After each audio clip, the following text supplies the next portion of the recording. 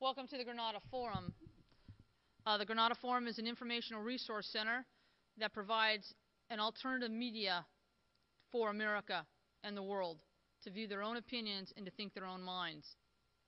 Tonight, on December 7th, 2006, it's Pearl Harbor Day at the Granada Forum. And we're coming to you live from Los Angeles, California. Can everyone hear me? Great. So let me bring in this wonderful guest so that you can see what I know. Dr.Deagle, Dr. William Deagle, is the founder of NutriMedical since 1999. Dr. Deagle is a teacher of medicine, a student, and he proctored at the University of Colorado School of Medicine. Dr. Deagle will be speaking on a variety of subjects,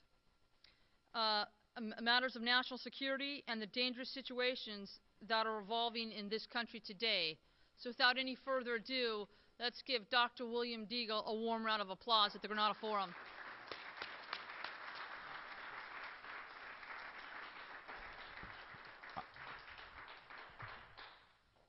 Thanks, everyone. I really want to thank everybody that came out tonight. And as I say, everybody that's here is supposed to be here. However, many or few there are, I hope there are many that are going to be watching this on DVD and online, because some of the things I'm going to say tonight hopefully will not only inform but transform you, so that when you're finished the seminar tonight, there'll be things you'll hear tonight that you've never heard in your whole life, even if you've been studying this area for a long time. What I'm going to do is it'll integrate. You always learn what you know that's related to things you previously knew. And some of those are not just physical things, because we're a spirit being. We know things in the intellectual realm, but we also know spirit words and spirit thoughts and realities. And those who us realize that the ultimate problems in our society are not a technical one, they're always spiritual. And that transcends religion. Religion is a substitute. So we're going to talk about 4 different talks tonight. And if I can get my my PowerPoint behaving here, we are ready to view the show. Firstly, conspiracy realities of 9/11 to avian flu and beyond. And I'm going to deal with both fact, not conjecture. I try to give you both the forest and a trees view, so you'll see things tonight that probably you knew and things that you didn't know. Some of it's going to be very shocking. People like myself, people like Eric Shine, who's also on RBN. He has a wonderful show on the weekend, and I don't know if Eric, I don't think Eric made it tonight. Is Eric here? But Eric may be online. He lives here in California.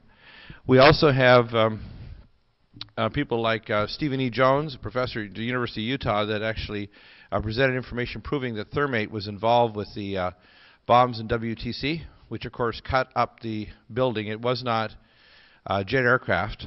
And I'm going to show you information tonight that will prove that there's a lot more to this. And I'm going to bring you not just at the end of one maze, but I'm going to show you the matrix of all of the mazes, hopefully, tonight. As far as as I say, the rabbit trail will take you. So without ado, let's go on to the next slide.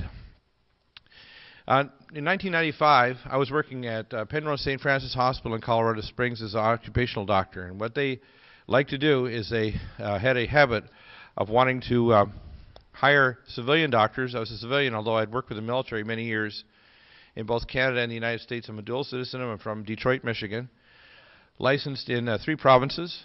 Is it cutting it off? Ooh, how's that doing that? I think maybe the slide projector can be moved just a bit. Well, yeah, I'm not sure if the... Oh, okay. All right. I'll continue, because you'll get all of the gist of this, and you'll be able to get the PowerPoints later. You can get them online. I worked at Penrose St. Francis Hospital, and we had my boss, Major George Swinder, was supposed to actually do the exit exam on the Oklahoma City Forensic Munitions team that came back from the Murrah building when it was exploded in 1995.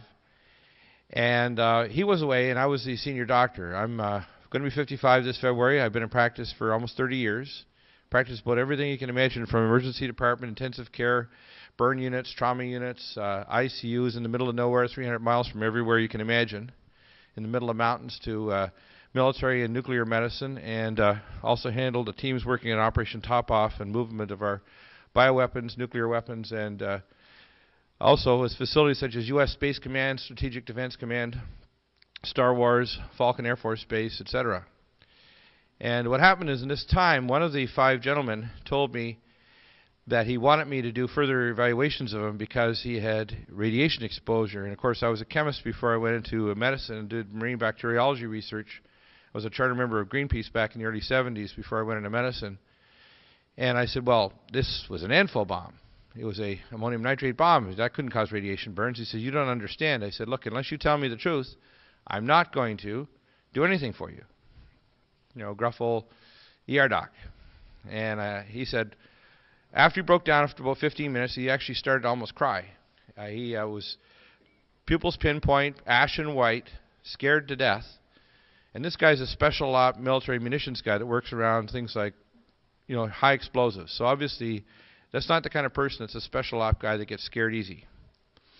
So he told me in great detail over the next 2 hours and 15 minutes how the Oklahoma City Mural buildings were brought down by micro nukes that were put in there, a U.S. Army Corps engineer, by FBI and ATF agents, and by thermate and other high explosives, including 2 micro nukes they removed, and a C4 Pineapple, another C4 that were placed on the inside pillars of the building.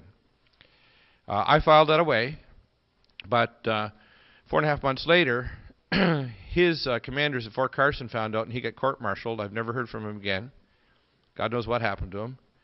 And when they found out, they hauled me into the conference room and tried to threaten me. And I said, you don't threaten me. I said, because they're in the process of trying to fire me. You know, this is what they call a little rendition. I said, you're going to cut me a check for $35,000, letter of reference, and if you come within 500 miles of me or my family with any of your operatives, I said, I will or my buddies will take you out. And I meant it. And so I got my check cut within a half an hour, and a letter of reference, and I left there, but I filed it away. I didn't talk to anybody until I brought the information out on Alex Jones' show a few years ago. In my exposures, I have been in underground cities. I have worked for the Iridium Satellite Project. I've been on the doctor for U.S. Space Command, Strategic Defense, the Echelon Project, and the World Identification. And I've taken care of people that have been in the most classified facilities on the planet in Colorado. And Colorado has more classified material underground there and more computing power, quantum computing, than all the rest of the planet put together by a very large order of magnitude. And most of these facilities are in underground cities. And I was in one of them, and it was very impressive. It's Schriever Air Force Base, 18 miles east of Colorado Springs. And the facility, the main facility building is actually underground about a quarter mile. And it was shielded in 2.5 inches of seamless stainless steel, ringed by an anti-missile system and scalar weapons, as well as a full tactical division of Star Wars weaponry. And they had a quantum array, and I physically walked through the quantum array. It's gallium arsenide Cray 5 computers. You may have heard that these other teraflop computers are the most powerful in the world, and they're liars.